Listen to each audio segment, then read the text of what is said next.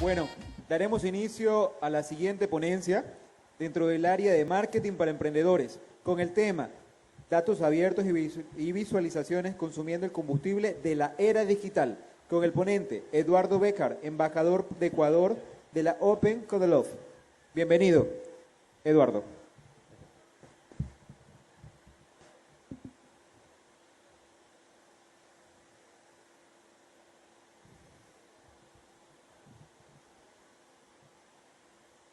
¿Tienes? No sale. ¿Ah? Estoy aquí.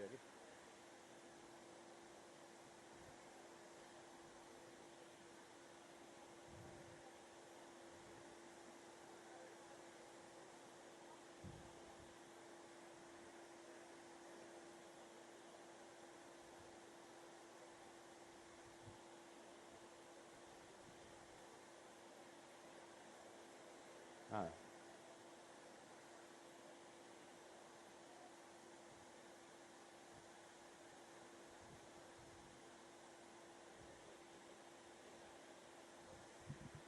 no importa, ahí la pasamos ahí. Ahí la pasamos ahí. Bien, buenas tardes. Perdón la demora, estábamos configurando la laptop. Mi nombre es Eduardo Béjar.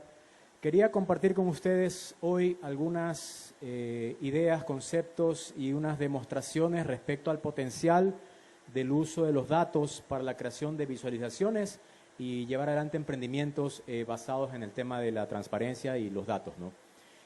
Básicamente, el tema que definí se llama datos abiertos y visualizaciones consumiendo el combustible de la era digital y tiene como objetivo comentarles un poco respecto al potencial y lo que podrían hacer en virtud de la creación de este tipo de soluciones, ¿no?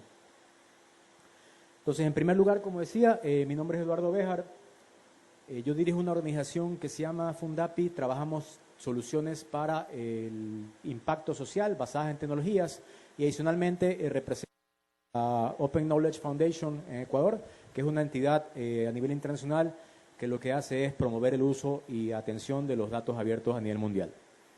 Para comenzar, poner en contexto las cosas, quería mostrarles un pequeño video que lo van a reconocer y que de alguna forma nos ayuda a ilustrar la época que estamos viviendo y muchas veces a qué nos referimos, ¿no?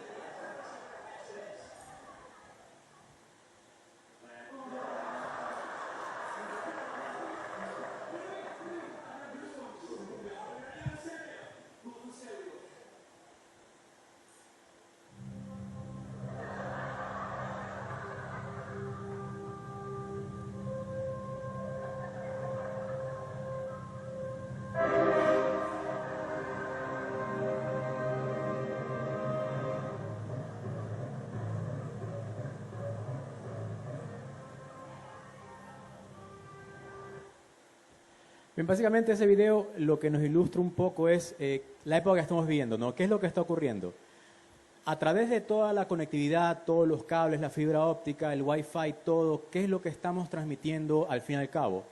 Datos, ¿no? En el ejemplo que vimos en el video, lo que Howard, el personaje de Big Bang Theory, lo que hacía transmitir para poder activar la lámpara, era una señal que eventualmente lo que hacía era activar la lámpara en este caso, a través de un sensor y un dispositivo.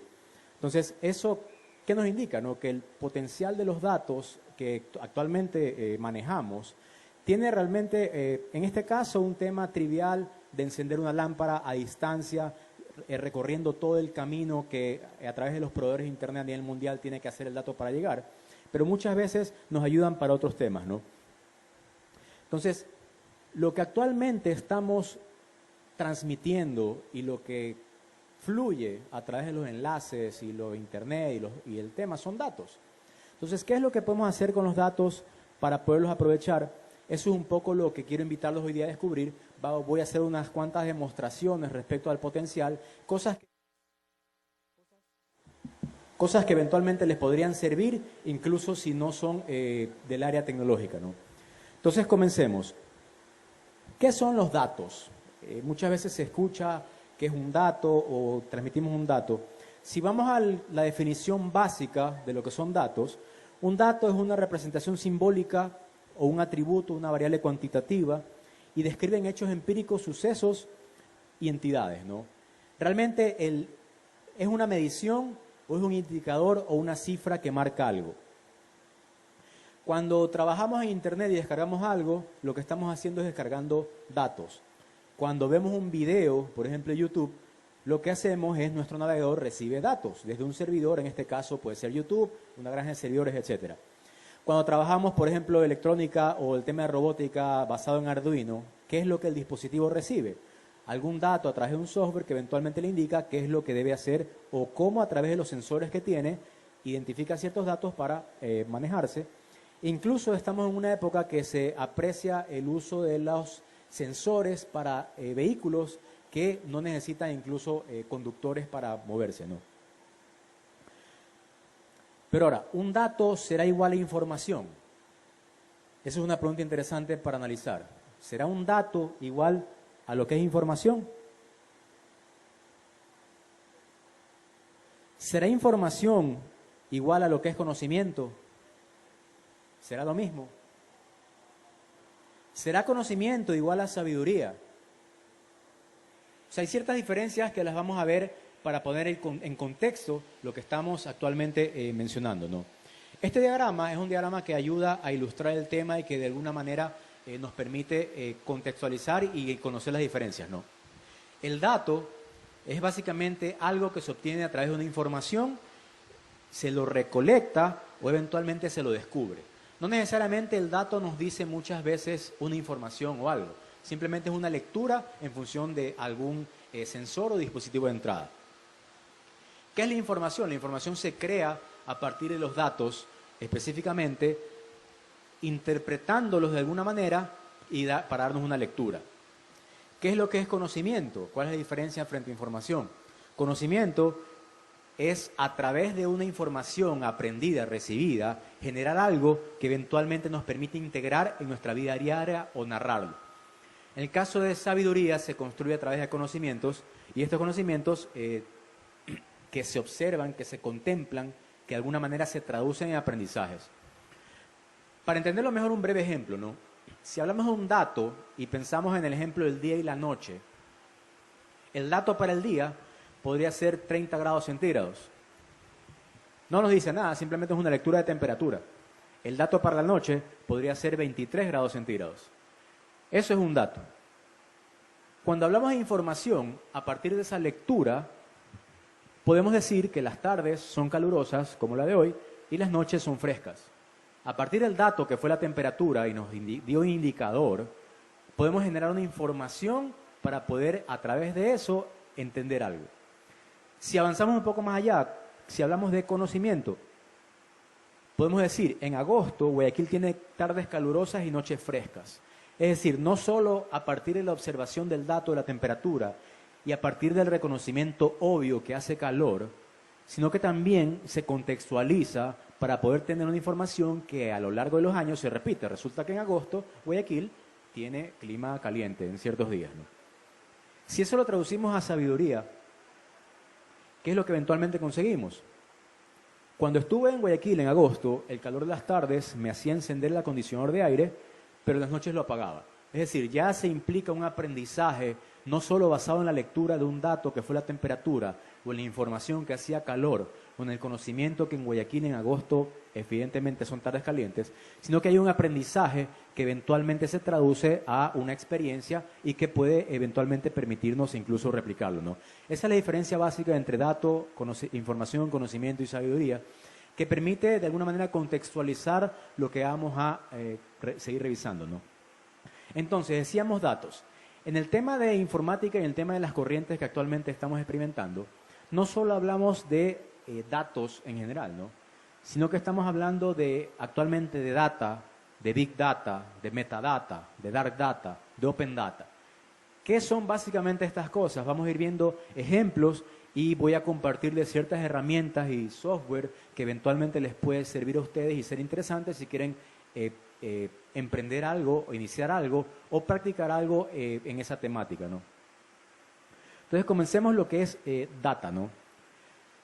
Muchas veces, para ilustrarlo, había un personaje de la serie Star Trek que tenía el nombre de Data, y que eventualmente era un androide que sabía mucho y que respondía a muchas cosas, ¿no? Era como una computadora humana que para una serie que inició en los años 60 y se mantiene hasta la actualidad, obviamente era algo novedoso que ya actualmente otros dispositivos como los smartphones que tenemos en nuestras manos o en nuestros bolsillos saben incluso mucho más.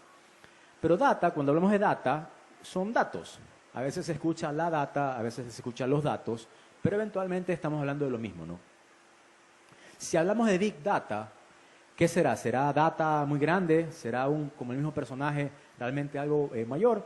Bueno, cuando hablamos de Big Data, básicamente lo que estamos refiriéndonos es que son datos demasiado grandes, complejos y dinámicos para poder ser capturados y almacenados por herramientas convencionales de análisis. Es decir, si estamos hablando, por ejemplo, de un archivo, una base de 20 petabytes, probablemente nuestra computadora en la casa o en la oficina no va a tener la capacidad suficiente para procesarla o para utilizarla. Cuando estamos hablando de esos tamaños de datos, de bases, ahí estamos refiriéndonos a Big Data. ¿Para qué sirve el tema de Big Data? Vamos a ver unos cuantos ejemplos. Esta es una visualización que nos ayuda a una infografía, básicamente, que nos ayuda a entender actualmente de qué estamos hablando, de qué volumen estamos hablando en el tema de Big Data. Lo que es Big Data se traduce o se suele medir en tres variables, ¿no? En lo que es volumen, variedad y velocidad. Lo que es volumen, estamos hablando que actualmente en nuestra región, Latinoamérica, estamos manejando más de 50 petabytes de datos. En Estados Unidos o Norteamérica, incluyendo México, Canadá y Estados Unidos, se habla de más de 3.500 petabytes. Europa 2.000, China 250, etcétera, etcétera, ¿no? Estamos hablando petabytes. Para entender la relación, si hablamos de 1 giga, que ya todos conocemos lo que es 1 giga, son 1.000 megas, 1.000 megabytes. Si hablamos de 1.000 gigas, estamos hablando de 1 tera. Ya actualmente tenemos discos de 1 terabyte que son fácilmente disponibles en el mercado. Si hablamos de 1.000 terabytes, ahí estamos hablando de 1 petabyte. Entonces, a partir de 2 petabytes es que ya comenzamos a hablar de Big Data. O sea, imaginemos una base de datos de 20 gigas. Todavía no es lo suficientemente grande para ser considerada Big Data. Entonces, si hablamos de una base de datos de 20 petabytes, ¿qué herramienta de software nos puede ayudar a procesarla? ¿Cómo hacemos una búsqueda? ¿Cómo hacemos un query dentro de esa base? O sea, y si lo proyectamos a futuro, si ya no hablamos de petabytes, sino de exabytes o zettabytes, cada vez va a ser más complejo el procesamiento de los datos que estamos procesando, ¿no? Entonces, eso para poner en contexto el tema de las dimensiones. Petabytes en adelante, por decirlo así, estamos hablando del tema de Big Data. Ahora, ¿para qué sirve este tema de Big Data? ¿Para qué se utiliza? Actualmente se utiliza para temas predictivos, ¿no? No sé si recuerdan en el Mundial de Sudáfrica que se hizo famoso un pulpo, el pulpo Paul, que iba prediciendo o seleccionando quiénes iban a ser los ganadores de los partidos que tocaban. Y el pulpo se movía y escogía una caja con la bandera del equipo que consideraba ganador. Y fue noticia porque muchas veces acertó, ¿no? El pulpo se movía hacia un lado, acertó, al final incluso acertó que España iba a ser campeón frente a Alemania y así lo hizo, ¿no? Entonces, Big Data actualmente se utiliza para predecir muchas cosas. Y esto lo voy a ilustrar con unos cuantos ejemplos que voy a mostrar, ¿no? Que prefería mostrarlo en el navegador para irlos revisando, ¿no? El primero, no sé si alguno ha visto esto que se llama FluTrends. FluTrends es una iniciativa de Google que nos ayuda a predecir brotes de epidemia de gripe. ¿Cómo Google puede predecir brotes de epidemia de gripe a través de Big Data? Imaginemos este lugar. Si una persona busca en Google medicina para la gripe, ¿ok? Una la buscó, ¿no? Si 2 lo buscan, si 3 lo buscan, si 20 lo buscan, y esto comienza a ocurrir en un tiempo corto de tiempo, Obviamente comienza a identificarse que hay una tendencia y esto eventualmente se interpreta como una epidemia en ese sector, ¿no? En el caso de esta herramienta, a través de las búsquedas que se realizan en Google, se puede identificar epidemias o brotes de gripe basándose en las estadísticas o en el procesamiento de la gran cantidad de búsquedas que se realizan en esta herramienta, ¿no? Ese es un ejemplo. Otro ejemplo, esta noticia la encontré hace unos días, donde indicaba que la policía en Nueva York iba a comenzar a predecir lugares de donde ocurrían crímenes a través de Twitter. ¿Cómo eventualmente se puede predecir lugares donde ocurren crímenes a través de Twitter? Precisamente haciendo análisis de Big Data respecto a la enorme cantidad de tweets que se dan en esta red, ¿no? Entonces, ¿cómo eventualmente se predice las escenas del crimen? Imaginémonos que la gente comienza a tuitear que en ciertos sectores de la ciudad comienzan a decir, me voy a farrear, o estoy tomando, o aquí hay mucho trago, o lo que sea, me voy a chupar. Entonces, si mucho coincide que en esos sectores hay mucha gente tuiteando sobre, por ejemplo, que hay mucha fiesta o mucho alcohol en cierto grado, usualmente hay ciertos algoritmos que cruzan, ¿no?, el hecho de la incidencia de determinada cantidad de eventos en cierto lugar, permite predecir estos temas, ¿no? Entonces, este ejercicio lo hicieron en la ciudad de Chicago y a partir de los datos que identificaban respecto al uso de Twitter o los tweets que se publicaban, se predecían lugares donde había más crimen en ese tema, ¿no? Un ejemplo sencillo es el tema de los trending topics de Twitter, que muchos lo conocen. ¿Cómo se obtienen los trending topics? Precisamente analizando la gran cantidad de tweets y tratando elementos comunes que hay, y frente a eso sacando un ranking de cuáles son los más mencionados. Imaginemos la cantidad de tweets que se publican a cada momento, a cada instante. Obviamente el flujo de datos que se manejan, ya estamos hablando de Big Data porque eventualmente son flujos bastante grandes, ¿no? Herramientas de Big Data, si ustedes quieren eventualmente, por ejemplo, lanzarse a iniciativas o a decir, yo quiero procesar Big Data o quiero eventualmente lanzar un emprendimiento que tenga que ver con Big Data, voy a dar estos servicios a empresas. Bueno, aquí hay ciertas herramientas que pueden anotarlas, ¿no? La primera es Hadoop, que es por excelencia una herramienta de análisis de datos distribuida basada en Java, considerando elementos no relacionales a diferentes de las bases de datos tradicionales, ¿no? Entonces, Hadoop es un tema que actualmente la Fundación Apache, que es la del navegador web, lo maneja. Presto, que es un motor de búsqueda SQL o SQL, que fue liberado por Facebook. Muchas veces nos topamos que estas herramientas han sido creadas por estas grandes redes sociales porque llegó un momento en que no podían procesar y no había herramienta en el mercado que pueda procesar la cantidad de datos que tenían. Entonces fueron creando sus propias herramientas y, por ejemplo, en el caso de Presto, era una herramienta que lo utilizaba Facebook a nivel interno y luego la liberaron para que otras personas lo utilicen. Y finalmente Cassandra, que es una base de datos no relacional, que eventualmente también fue liberada por Facebook y que ayuda a procesar grandes volúmenes de datos. ¿Para qué localmente podría servir el tema de Big Data o análisis de Big Data? Imaginémonos grandes empresas, imaginémonos, no sé, operadoras celulares, operadoras de telefonía fija o empresas públicas. ¿Cuántos datos, por ejemplo, de cobranzas, de métricas, de coordenadas, etcétera, se manejan? Realmente se necesitan herramientas que procesen mucho más que lo básico, ¿no? Continuamos, ¿no? Metadata. ¿Qué es metadata en virtud de lo que estamos hablando, ¿no? Metadata básicamente son datos sobre los datos, ¿no? Entonces, entrando un poco a lo que es metadata, como una definición sencilla, podemos hablar que son datos acerca de los datos que ofrecen contexto para los datos que eventualmente ayudan a hacer ciertas interpretaciones y usualmente tienen que ver con el propósito del contenido, autor, fecha, que eventualmente tiene un dataset, ¿no? Un ejemplo sencillo es, no sé si conocen lo que es los datos EXIF, la metadata EXIF que tienen las fotografías. Toda foto que uno toma, ya sea por una cámara, por un dispositivo móvil, tiene metadata que se llama EXIF.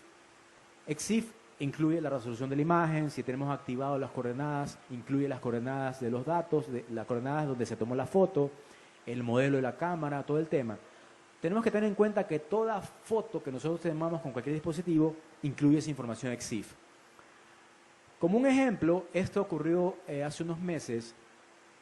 El creador del software antivirus, John McAfee, o localmente que se conoce McAfee, el antivirus, es una persona bastante estrambótica, bastante rayada, por decirlo así, y estuvo viviendo en Belice durante un tiempo, y en su casa se daban ciertos incidentes un poco complicados, incluso murió una persona, habían ciertas investigaciones policíacas, y él estaba prófugo.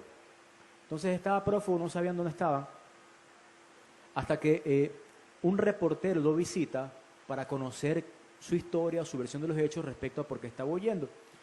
En ese caso, el reportero publica una foto en Twitter y se olvida que la foto contenía en su metadata EXIF las coordenadas de donde había sido tomada.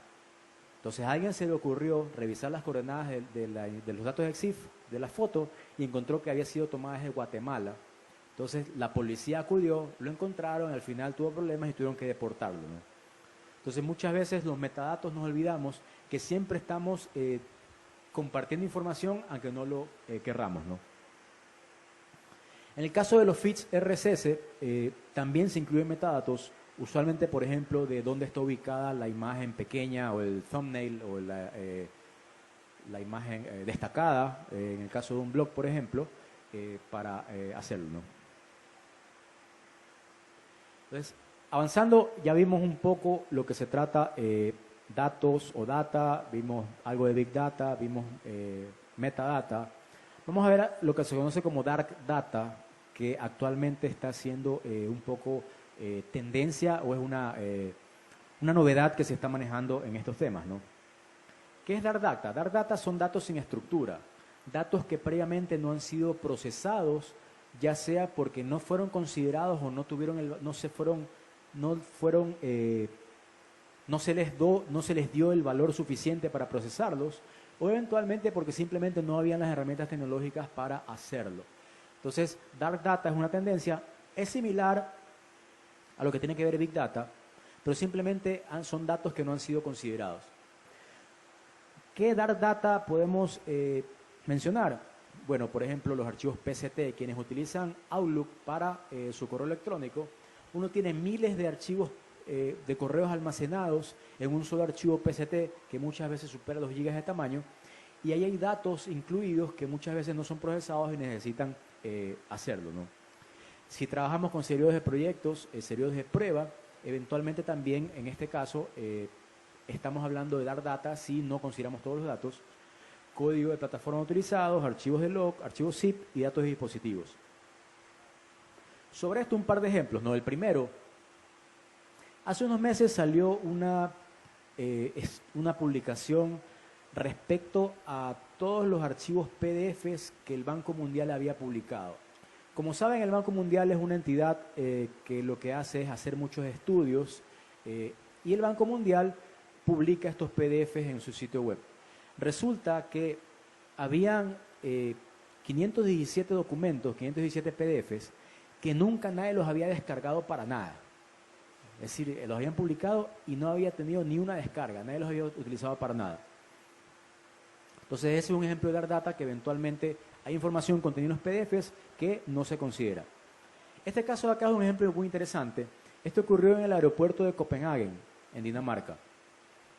Imaginemos un aeropuerto donde se quiere identificar las zonas donde los pasajeros usualmente destinan más su tiempo y, por ejemplo, cuál es la zona de duty free donde más se concentran. Pero una opción sería estarle preguntando a cada pasajero qué es lo que hacen. La otra, estarlos monitoreando, y muchas veces obviamente a la gente no le gusta ser monitoreada. Pero esta fue una solución bastante creativa basada en Dark Data.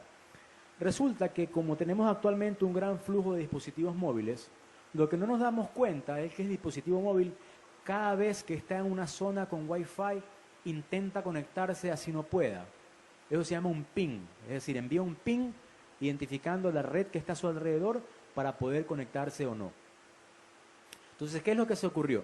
¿Qué tal si revisamos los logs de los routers Wi-Fi del aeropuerto para identificar todos esos requerimientos de ping que cada dispositivo móvil ha hecho? Y a través de eso fueron ubicando y posicionando dónde los pasajeros caminaban más frecuentemente simplemente con datos que el dispositivo los publica, pero que no necesariamente el pasajero los libera, ¿no? Entonces, a través de esa asociación creativa, el aeropuerto pudo determinar las zonas donde hay más concentración de personas sin que éstas realmente liberen o les pregunten nada, simplemente respecto a los datos, en este caso dar data que usualmente los dispositivos móviles envían para su ubicación o para conectarse a la red. Otro tema, esta diapositiva ya bastante famosa, que fue parte de las revelaciones de Snowden, cómo incluso a veces muchas empresas tecnológicas recopilan ciertos datos que el usuario no comparte, pero que los dispositivos a través de sus sensores o a través de backdoors que han sido creados son compartidos y de alguna manera nos da cierta alerta. De hecho, partiendo de esto, existen visualizaciones como esta respecto al tipo de datos que nosotros compartimos aunque no querramos. Por ejemplo, cuando enviamos un email, si no colocamos allí nuestro nombre, nuestra dirección, nuestro teléfono, asumimos que no compartimos nada. Pero ¿qué pasa? El solo hecho de enviar un email, estamos compartiendo una fecha, una IP, un remitente, un proveedor a través del cual se envió, además de la información que nosotros colocamos en el correo. Entonces, muchas veces si nosotros revisamos las cabeceras de los mensajes de correo, ahí hay muchos datos que los estamos compartiendo y que resulta importante de considerar, ¿no? Lo mismo en las redes sociales, por ejemplo, en Facebook.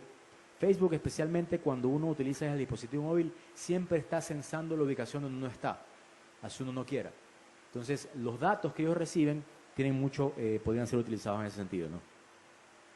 Como decía, el tema de Dark Data también se procesa similar a lo que es Big Data. En ese caso, las herramientas similares como las que mencioné. Y adicionalmente puedo mencionar Storm, que es un sistema distribuido de análisis que fue liberado por Twitter. Inicialmente se utilizaba dentro de Twitter.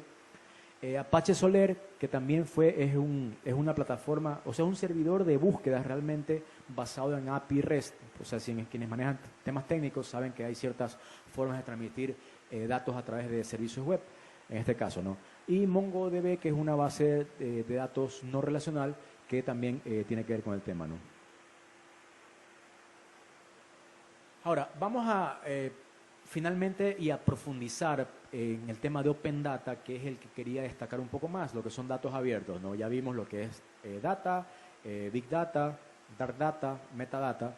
Vamos a ver Open Data, que considero que tiene un potencial bastante grande y que está al alcance de cualquier desarrollador que eventualmente tenga interés, ¿no?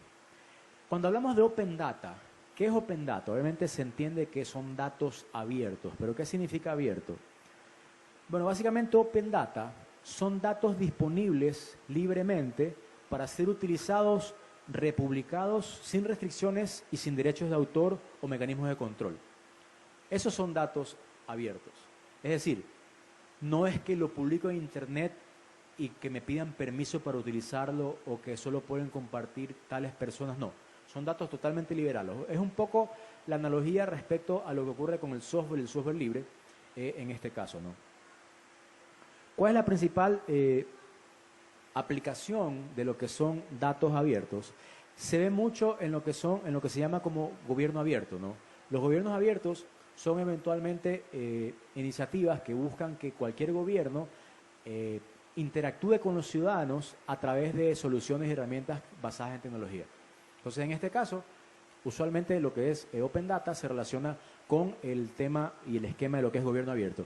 En este caso, aunque no se distingue bien el texto, son tres pilares fundamentales para considerar lo que es un gobierno abierto.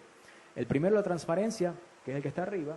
El segundo, la participación, que es el verde, y la colaboración, el rojo, ¿no? En el caso de los datos abiertos, se encasillan en la parte de transparencia, en la parte superior, dentro de los pilares de lo que tiene que ver con gobierno abierto, perdón. Ahora, cuando hablamos de datos y datos abiertos, no estamos hablando de datos sensibles, es decir, no estamos hablando de abrir, por ejemplo, información sobre dónde viven las personas, o información o datos sobre números de cédula, o datos sobre tarjetas de crédito. No estamos hablando de eso. Estamos hablando realmente de datos de uso público que eventualmente pueden ser utilizados para crear ciertas soluciones. Entonces, no estamos hablando de datos sensibles, sino de datos, muchas veces son métricas, estadísticas, coordenadas, rutas, horarios, etcétera, ¿no?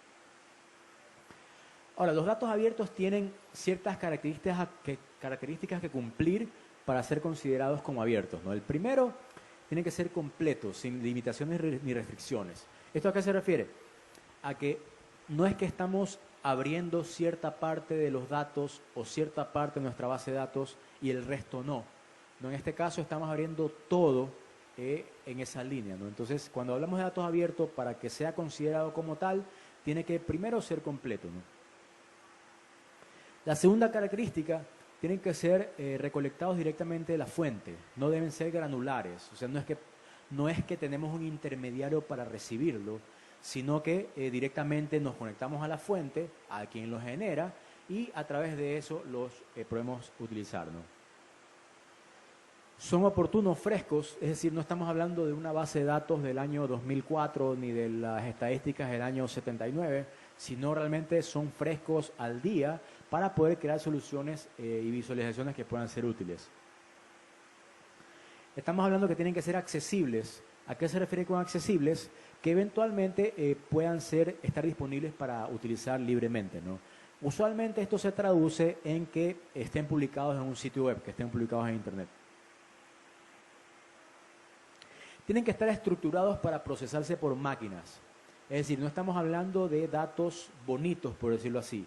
No estamos hablando de datos para utilización de un usuario no técnico, sino que en el caso de datos abiertos, estamos hablando de datos en un lenguaje y bajo un formato orientado hacia lo técnico. Estos datos no deben tener ningún tipo de discriminación ni registro, es decir, no se trata de decir, abrimos los datos, pero tienes que registrarte para poderlos utilizar, sino más bien están libremente para consumo, ¿no? Ahora, tienen que tener formatos no propietarios, es decir, no estamos hablando de archivos .doc, por ejemplo, de Word, o .xls de Excel, o .pdf, sino que estamos hablando de datos JSON, XML, RDF, CSV, ¿no? Por ejemplo, para quienes manejan temas técnicos, usualmente los APIs que responden a los servicios web contestan por ejemplo, en XML o en JSON, o cuando los generamos podemos utilizar RDF o CSV, ¿no? Y finalmente, en cuanto a las características, debe tener una licencia abierta. ¿Qué significa? Que específicamente se establece que esos datos son publicados bajo una licencia concreta, ¿no? Y claramente. En cuanto a las licencias que son compatibles, la más común es la licencia Creative Commons, que es bastante popular para el tema de publicación de contenidos. Pero hay otras licencias, por ejemplo la PDL o la ODBL, que eventualmente también pueden ser utilizadas para la publicación de datos bajo esos formatos, ¿no? No estamos hablando muchas veces solo de datos abiertos, sino que ya esta filosofía se comienza a traducir a otros espacios, por ejemplo, el conocimiento abierto, el contenido abierto, los servicios abiertos. Entonces, cada vez se trasciende más a que muchos usuarios quieren compartir contenidos y poderlos utilizar para crear ciertas aplicaciones, ¿no? Ahora, vamos a comenzar a ver cómo crear un dataset, que esto es bastante sencillo y no quería dejar de destacarlo, porque si estamos hablando de datos abiertos y si ustedes quieren trabajar con datos abiertos, lo primero que tienen que saber es de qué se trata un dataset y cómo crear un dataset. Entonces, ¿qué es un dataset? Básicamente un dataset es un conjunto de datos que se publica en una forma tabular, ¿no? Una forma ordenada. Imaginemos como una hoja de cálculo, ¿no? La hoja de cálculo tiene columnas y tiene filas. Cada columna representa algo y cada fila es una ocurrencia de lo que representa la columna, ¿no? En el caso de los datasets, como decía hace un rato, no estamos hablando de formatos cerrados, no estamos hablando de PDF, no estamos hablando de doc, no estamos hablando de XLS, estamos hablando de RDF, de JSON, de CSV. ¿Cómo se ve un dataset? Bueno, se ve más o menos como eso, ¿no? En ese caso, el dataset de ahí es simplemente un presupuesto. Es decir, lo que hicimos para crear ese es simplemente una hoja de cálculo, exportarlo como archivo separado por comas y lo publicamos, ¿no? ¿Cómo se crea un dataset? Bueno, básicamente siempre comienza con una pregunta. ¿Cómo yo puedo solucionar un problema? Entonces, ¿y qué datos existen para poderlo solucionar? Entonces, en ese caso, lo que se hace es identificar los datos y a partir de esos datos crear un dataset, ¿no? Esto lo vamos a entender más fácil con un ejercicio, pero antes no quería dejar de mencionar cuáles son las fuentes de las cuales podemos obtener estos datos para poder crear datasets y abrirlos. La primera, Google. No todos conocemos cómo utilizar el buscador. Simplemente dependiendo de la pregunta que tengamos, buscamos a través de Google y encontramos ciertos datos para hacerlo, ¿no? Lo segundo, tenemos, bueno, algunos portales. Ya les voy a mostrar el caso de uno en particular. Tenemos, por ejemplo, en el Ecuador, si queremos temas de censos, tenemos el Instituto Nacional de Estadística y Censos, Ecuador en Cifras, el Sistema Nacional de Información, lo que se llama la LOTAIP, la Ley Orgánica de Transparencia y Acceso a la Información Pública, que ya obliga a muchas instituciones públicas a publicar ciertos datos, aunque falta todavía en los formatos y licencias indicadas. Y en el caso de gobiernos, ya existe un plan para que a julio de 2015 el país cuente con una norma de datos abiertos que pueda permitir como insumo para crear muchas aplicaciones, ¿no? Entonces, como ejemplo, para poder entender cómo funciona esto, vamos a utilizar lo que tiene que ver con el presupuesto general del Estado. Esto fue un ejercicio y nos gusta utilizar este ejercicio porque es bastante ilustrativo. Esto lo hicimos a inicios de 2012 porque eventualmente en ese momento lo creamos, ¿no? ¿Cuál es la pregunta que queríamos resolver? Básicamente conocer en qué se utiliza y cómo se financia el Estado ecuatoriano en su conjunto. ¿Cómo respondemos eso? Bueno, con el presupuesto del Estado. Entonces, ¿cómo lo hicimos? Primero buscamos una copia del presupuesto. ¿Cómo la encontramos?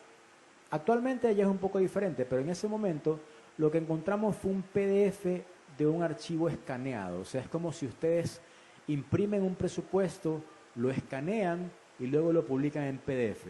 Eso es lo que había respecto al presupuesto. ¿Qué nos tocó hacer? Lo primero que hicimos fue tipearlo nuevamente en una hoja de cálculo. Es decir, todo el presupuesto lo colocamos en la hoja de cálculo con las columnas, los rubros y los totales, ¿no? Luego esa hoja de cálculo la transformamos a un archivo separado por comas. ¿Cómo hacemos eso? Simplemente, por ejemplo, si utilizamos Excel, hay una opción que dice guardar como, y en el parte del formato de archivo que está abajo, en vez de dejar que diga XLS, escogemos CSV, que es archivo separado por comas. Y así obtenemos esto, ¿no? La misma hoja de cálculo, cuando se la guarda como archivo CSV, genera algo como esto. Sin ningún tipo de quiromancia más allá que guardar como, ¿no? ¿Qué hicimos a partir del archivo CSV? Lo convertimos al formato JSON. ¿Para qué? Para poderlo integrar a una aplicación web para poder crear una visualización. El proceso para transformar un archivo CSV a JSON puede ser un poco técnico, pero hay herramientas en línea, como esta de aquí, que ahí está la dirección, que permite simplemente uno sube el archivo CSV y retorna un archivo JSON. Entonces ya con el archivo JSON nosotros podremos ya crear o manipularlo a través de ciertas herramientas y se genera algo como esto, ¿no? La resolución de la pantalla no permite ver, pero básicamente es el mismo archivo pero categorizado con etiquetas, que es el formato de la estructura de un archivo JSON, ¿no? Entonces comenzamos con el presupuesto que está en papel, lo pasamos a una hoja de cálculo, de la hoja de cálculo lo hicimos CSV, de CSV JSON y ya lo tenemos listo para crear una visualización. Elegimos una licencia, en nuestro caso la ODBL, para publicar ese dataset, que era en este caso el presupuesto del Estado, y finalmente creamos esto de acá que les voy a mostrar, ¿no? Entonces, ese archivo en papel que tenía un cuadro, a través de este proceso de transformarlo a archivo separado por comas, a JSON, y luego utilizarlo con una herramienta JavaScript, nos generó esto, donde podemos visualizar, por ejemplo, cómo se generan los ingresos del presupuesto del Estado, se distribuyen en 4 rubros, ¿no? Por ejemplo, función ejecutiva, ¿en qué se orientan? En cada uno de los ministerios de cada uno de los sectores. Y en cada uno de los sectores, ¿cómo se distribuyen? Entonces, esto lo pudimos generar a través del ejercicio que les acabamos de ver. Y ya les voy a mostrar qué herramienta y qué librería ustedes pueden usar para generar este tipo de visualizaciones. Entonces, ¿cómo un ciudadano puede interpretar los datos de una mejor forma? Imaginémoslo. Con un papel y con una tabla impresa, o de esta manera donde podemos navegar a través de los ingresos y de los gastos en cada rubro, y poder entender mejor cómo se distribuye el presupuesto, ¿no? Entonces, ese es el potencial de los datos abiertos, ¿no? A partir de los datos creamos visualizaciones a través de herramientas existentes, ¿no? Entonces, otros ejemplos de visualizaciones les quiero mostrar, ya para ir cerrando un poco el tema, ¿no? Este es una incidencia respecto al nivel de obesidad en Reino Unido. Y lo podemos ver ahí un poco más fácil, ¿no? Entonces, si ustedes ven el dibujo, se va cambiando los colores en función de la incidencia a través de los años de lo que tiene que ver con la obesidad en ciertos sectores de Reino Unido, ¿no? Entonces, ¿cómo se hace esto? Más o menos con un proceso similar al que les mostré. Otro ejemplo de visualización, tenemos este mapa de acá, que tiene que ver con un mapa de Estados Unidos en el que se detalla en qué lugares se habla más el español dentro de casa. Como sabemos, el idioma oficial de Estados Unidos es el inglés, pero dentro de casa muchas veces se hablan otros idiomas, en este caso el español. ¿Y esto cómo fue creado? Nuevamente, a partir de datos publicados en un formato y que eventualmente permiten traducirse a este tipo de visualizaciones. Este es otro ejemplo, este es basado en los engrams de Google, que permite comparar la incidencia de ciertos temas en la prensa en Colombia, en este caso, que fue creado específicamente a través de este tipo de procesos. Uno más, el tema del censo en Argentina, nuevamente, cómo a partir de datos se pueden publicar y generar este tipo de visualizaciones, de ahí la importancia de lo que son los datos abiertos, ¿no? Un par más, esta es bastante interesante, esta tiene que ver con, este es un mapa de San Francisco, donde se puede observar a tiempo real la ubicación y el desplazamiento de los buses del sistema de transporte urbano. Entonces, si yo muevo este círculo, voy viendo en ciertos sectores qué buses están disponibles y en dónde están en función de mi ubicación, ¿no? Entonces, ¿cómo se genera esto? A partir de la publicación en formato abierto de datos respecto a rutas, a horarios y a las líneas de buses en cada caso. Este es otro ejemplo, por ejemplo, este tiene que ver con los parqueos en San Francisco. Las zonas verdes son zonas donde hay más parqueos disponibles, las zonas más oscuras son donde hay menos parqueos disponibles. Nuevamente, ¿cómo se genera esto? Con la publicación de datos relacionados a lo que tiene que ver con parqueos y en un formato que pueda ser creado visualizaciones, ¿no? Ahora, ¿qué herramientas, para dejarles un poco la inquietud y que ustedes puedan practicar si están interesados en el tema, existen, ¿no? La más importante es D3, ¿no? D3 es una librería de JavaScript que nos permite crear distintos tipos de visualizaciones y que muchas veces lo único que necesitamos es el dataset en un formato adecuado para que sea interpretado, ¿no? Entonces, si queremos crear, por ejemplo, volviendo al ejemplo de la visualización que les mostré del presupuesto, si vemos el código de esto, básicamente es una página web que lo que hace es invocar a la librería JavaScript. Se definen las variables respecto a dimensiones, colores, velocidad, desplazamiento de las barras. Se invoca, este es el script que nos genera, en este caso, el formato JSON del archivo.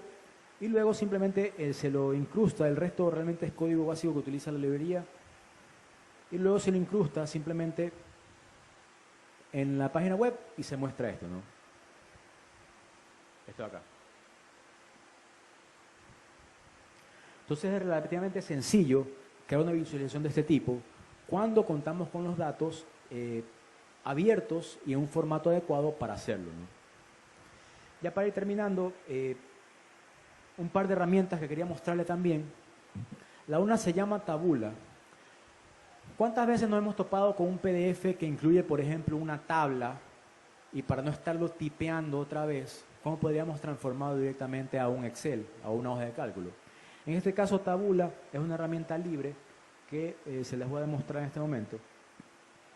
Cuando uno la instala, lo que hace es crear un servidor interno en la máquina que nos permite transformar archivos PDF y extraer de estas tablas y transformarlo en hojas de cálculo, ¿no? Aquí tengo un ejemplo, por ejemplo, de una lista en PDF de hospitales del Ministerio de Salud, que se les voy a mostrar cómo funciona. ¿No? Tenemos la lista ahí que está dentro de un PDF. Y cómo queremos transformarla a una hoja de cálculo para que nos sirva para crear un dataset, por ejemplo. En el caso de Tabula, simplemente sombreamos la selección, los datos, se abre la aplicación Tabula, nos muestra un poco el detalle y podemos, por ejemplo, exportarlo a archivo CSV. Pongo el archivo CSV, lo abro,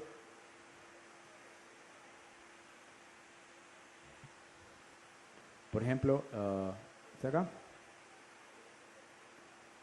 Y ahí está, lo que estaba en un PDF respecto a los hospitales, lo pudimos extraer de una manera sencilla a través de esta herramienta, ¿no? Acá está de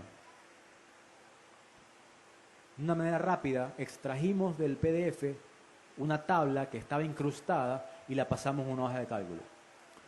Otro ejemplo es una extensión que se llama Scrapper, que esto es para hacer lo que se llama data scrapping, que son ejercicios que ayudan a poder crear datasets para poder crear visualizaciones. Scrapper es una extensión de Google Chrome. Supongamos que estamos en la Wikipedia y estamos viendo la página del Mundial de Fútbol. Quisiéramos extraer esos datos para no estarlos tipeando nuevamente y poderlos incrustar en una visualización, en un archivo, ¿no? En este caso, por ejemplo, vamos a buscar la parte donde están, aquí por ejemplo, ¿qué equipos participaron en el Mundial de Fútbol de Brasil? Una forma que yo podría hacer es simplemente copiar cada uno de los ítems a una hoja de cálculo y hacerlo, ¿no? Entonces, en este caso, con la extensión Scrapper, yo simplemente sombreo, clic derecho, lo scrapeo, lo exporto a Google Docs,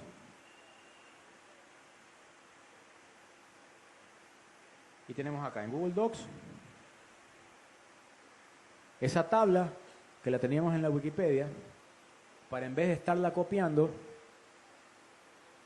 la scrapeamos, por decirlo así, y se la transforma desde la página web, se la extrae automáticamente y me la genera en un Google Doc que yo lo puedo ya manipular como una hoja de cálculo. Entonces este tipo de herramientas son libres, son bastante útiles para poder generar y los insumos que nos ayudan a crear datasets en cada caso, ¿no? Bueno, para ir concluyendo,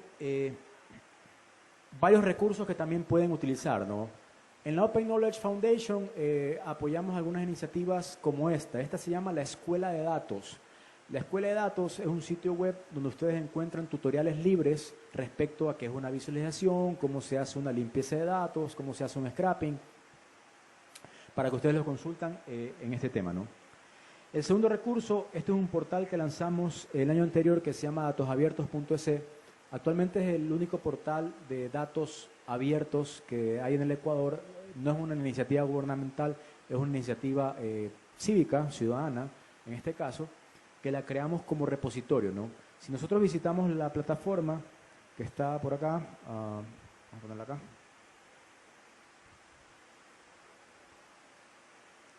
Básicamente ustedes van a encontrar actualmente 64 datasets que han sido creados o han ido creándose poco a poco a través de las actividades que hacemos, ¿no? Entonces, por ejemplo, si ustedes quieren crear un mapa con todos los cantones de todas las provincias, aquí ustedes simplemente entran, aquí están, por ejemplo, las provincias, supongamos Tungurahua, acá abajo en la búsqueda. Encontramos el dataset de los cantones de Tungurahua. Y básicamente lo que vamos a encontrar son las coordenadas en formato KML para poderlas incorporar, por ejemplo, en Google Maps respecto a los cantones de la provincia de Tungurahua. Están todas las provincias del país con todas las coordenadas en cuanto a cantones publicadas ahí y liberadas en formato abierto, ¿no? Otro ejemplo, tenemos, por ejemplo, presupuestos, tenemos el tema de indicadores ambientales que están publicados aquí para que puedan ser utilizados por cualquiera de ustedes para crear sus aplicaciones.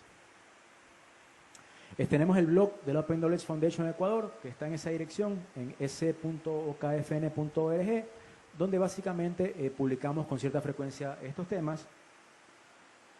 Finalmente, el índice de los datos abiertos que lo cada año lo generamos para poder conocer el estado actual de las cosas en el país respecto a 8 o 10 temáticas, transporte, salud, etcétera.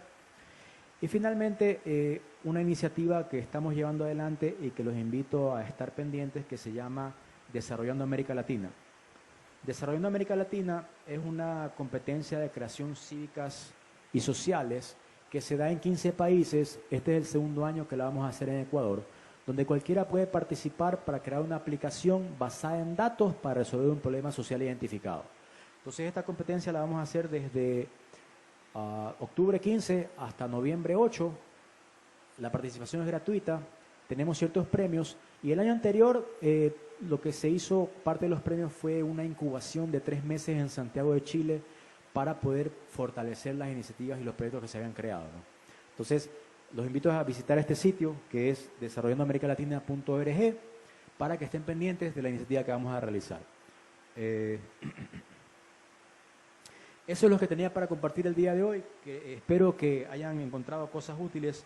Los invito a crear visualizaciones y soluciones que eventualmente nos permitan a los ciudadanos consumir y utilizar ciertos servicios, y mis datos de contacto en caso de que tengan alguna consulta, inquietud. Encantado de seguir conversando sobre el tema, agradeciendo de antemano a la organización del evento y listo, si tienen alguna pregunta estaré por aquí, o si no, muchas gracias por su atención. Gracias.